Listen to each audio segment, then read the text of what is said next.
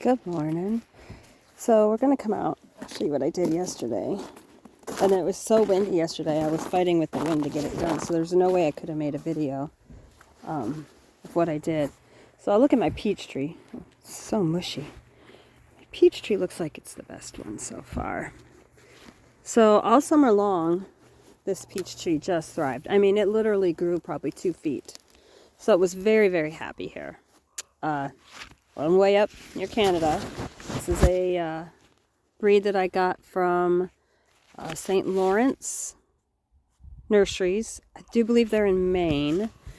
I got them from there because there was a Canadian company that had a bunch of stuff, and they can't sell that stuff over the border, but they recommended this St. Lawrence company, and I've been really happy with them. So what I did was, it's kind of open so the snow can fall in. I'll pull it down a little bit more just for now. But eventually I'm going to want the snow to fall in. I don't want the snow to pull it down. And then the snow will be heaped up against the outside. And I'll probably come out and scoop it, towards it. Because the snow will insulate. And that is to keep any critters from it. And if you look underneath, I don't know if you can see. Let's see if you can see down there. Oh, let's see. Yeah. Oh, that one fell down. That's all right. So if you can see those orange things, that's to keep mice from burrowing under the snow and eating your branches. So, yeah. That's what that's for. So they all got that wrapped on them. Where are my little trees? Oh, there's one. And there's the other. Those are my little hazelberts or whatever. They're a nut that will grow. I don't think, now that the grass has been all died back, these is where I'm going to be putting raised beds in. But the grass gets so tall and it's so hard to get in here. I didn't have the time and the energy to do it at first. I had some elderberries, but I think the slugs got them. I have this one lonely maple here that one of the kids who rode my bus gave me. I'm going to leave it there. Put that way. So, there's the other trees that I did. I ran out of twine and rope to tie them up, so I'm going to have to go inside and wait till I get some more. This is where I planted all my onions, my walking onions. As you can see, some of them are coming up. They'll die back down. They'll be fine. They're used to this kind of weather. They expect this. Ooh, there's a little onion right there. Mother Nature doesn't like to be bare. So if I came in and I rototilled this all up and I left it bare, I'm just going to germinate the seeds that are in there. And I really don't want to. Look at my parsley. I was thinking about putting, like these ones. I'm going to go find some of my milk jugs. And I'm going to put it over that. Something has been eating it. I'm going to put my half-cut milk jugs, put them over that. Put a little stake in it or I've got some rebar around so to keep it where I want it to be. And see, because it gets windy here in the winter. See if I can keep those over the winter. If I can't, I can't. But if I can, that'd be nice. So here we go. This was the one that was all knocked over last year. So, and it's grown 2 or 3 feet. Like I said, I can't remember which is peach and which is pear. And I got those 2 other ones done. That one's open at the bottom. But like I said, once the snow gets here, that'll all be packed up and it'll be insulated. This one literally was bent down into the ground because the wind blew so hard it blew it down. We'll see how they do. These are apples, apple trees, cherry. That one over there is a cherry tree. That one that's not wrapped is another cherry tree.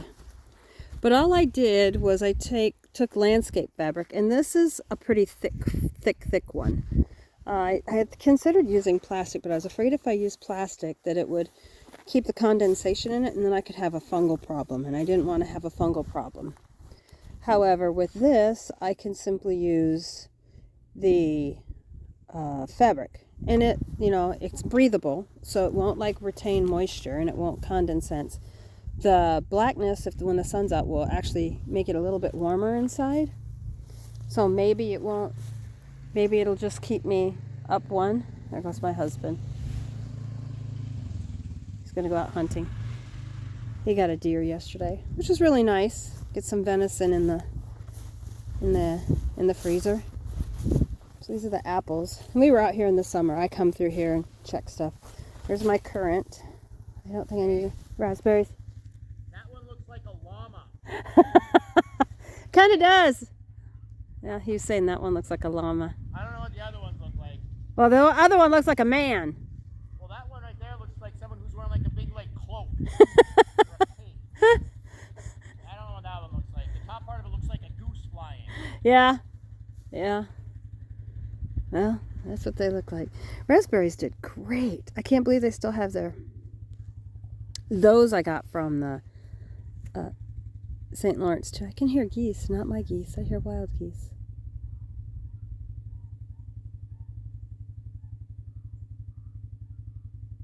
So here's the creek that runs through our property.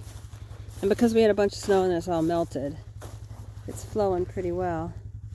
This runs all the way back to the swampy area way in the back. Yeah, so that willow tree is in it. I do want to, I would like to take this fence down and push it out and run it out there and then have this creek in here as part of my garden / orchard, because I think trees on that side would be awesome. And I'd like to be able to let the geese come in. And if they have this creek and there's water in it, and it's moving most of the year, that will help. So, and this drains our neighbor's pasture too. So he actually came over and he did some work on it. Yeah, I want it to drain better out in the pasture. But this video was about, that's going to keep the mice from eating. It's called girdling, I think is what it's called, because the nutrients only flow up through the bark. So if they eat all the bark all the way around, your tree will die. And I didn't want them to die. I'm sure these pumpkins are mush. I bet I could take them for the chickens though. But I didn't come out here for that. I came out to harvest my Brussels sprouts. So here is this one. Look at all the buds on this one. And I can't remember if this is a plum or a pear. I suspect it's a plum. It's very branchy. I don't know if you can see. Let me see if I can get in there. Now this is, I've got to watch the video because I'm short, so I can't even see over it. You can see how many branches there are. I'm a little worried that I'll have to thin it a lot if it gets a bunch of fruit on it. That one literally, where the top of the black fabric is how short it was last year. And it grew all that. So it's happy where it's at. That cherry tree grew a bunch. That cherry tree grew a bunch. They're doing well, except for that one. I don't know what happened to that one. That was the one that was doing the best earlier in the year, and then it just kind of... And this is the one I'm not sure if the stuff that's coming up is rootstock or grafted, and I'm not quite sure. Some stuff isn't grafted that you get. Yeah, so... Wish I wouldn't have pulled... I wish I would have found a... There's got to be a better way to mark them. So I wrote it down, but I don't know if I wrote it down right. I guess I'll know if it dies. And I got blueberry bushes. They're very little. You can barely see them. There's 4 of them right there. So I have some blueberries coming. And then the rhubarb got... Did it die already? Did it die back? I think it did. It doesn't like this cold weather. I do want to get more rhubarb in here. I think I'm okay on raspberries, maybe. Gooseberries. I'm just trying to figure out what else I'd like. There was a peach tree hidden in that tall grass, but I don't know if we could find it. So, but I wanted to show you what that is. And now, I have not done this before. This is my experiment. It can't hurt them, but I figure if I can just keep that wind damage to a minimum, that this ought to help. And I'm probably going to have to come out with some better rope and go around them again, because the twine won't withstand our winds when they really get going. So I'll get some more rope.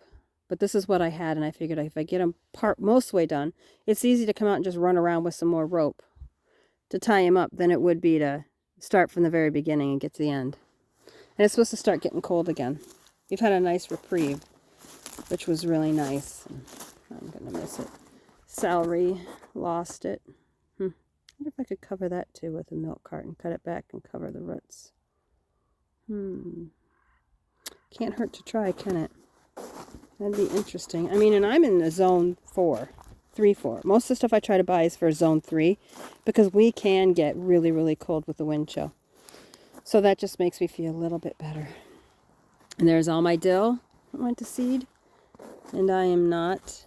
Oh, I think I see some carrots. Oh, I do. I think I see some carrot tops in there that I couldn't see before. Huh, maybe I'll come back out. That almost looks like parsley right there. I knew I'd planted in here. Oh, there's my rosemary. That definitely I want to try and cover. Guess I better go find those and get some rebar. I know where the rebar is. It's in one of the barns. It's a whole bunch. There's a green potato. So, yeah. So next year, the plan is, because I had a couple potatoes here, I need to move my potatoes. I had them there. The other year I had them over there. So I might put them up here, way up front. I haven't had any potatoes up front. I would like to get a raised bed, several raised beds, that I would like to, how I ran that one, but in a raised bed. There go all the pigeons. So I want to put a raised bed that runs the length of that like fence line there. And I was going to put like all my sunflowers in there because it'll be a nice border. People won't be able to see in. Does that make sense? Run that there. And then over here I would like to put in more because I'm tempted to just take and turn this section here into wheat. Plow it up. Put my wheat in here. Because I'm going to try and start growing my own grain. And this has already been tilled several times. I can till all this stuff under. Most of it all will die back. And I don't care if I've got dill in with my wheat. Do I care if I have dill in with my wheat? Because that's going to reseed. You know what? I'll worry about it in the spring.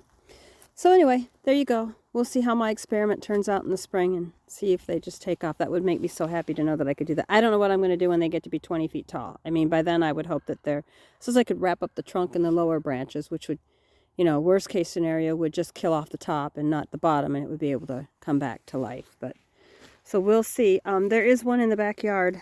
Looks like a man. I caught it out of my eye. It looks like a man standing in the middle of the yard. Creeped me out for about 2 seconds till I realized that it really wasn't a man. I don't know if you could see it from here. There it is. Let me see if I can zoom in from here. You can see that at night. Looks like there's a man standing in the backyard. Creepy. Creepy, creepy, creepy, creepy, creepy. Yeah. So I'd tell my daughter, there's not a man in the backyard. If you peek out in the middle of the night, it's not a man. It's not. Seriously, it's not. I wish I had more money and more time and I could fix this up better. It's a work in process. It's a work in process. That's all it is. 1%, as Justin Rhodes says. Or Holler Homestead. They just do a little bit. Every day, if you just do a little bit, it gets better. So my little bit today is working inside. And I will cover those up with the milk jug tops. I'll talk to you guys later. Have a good day.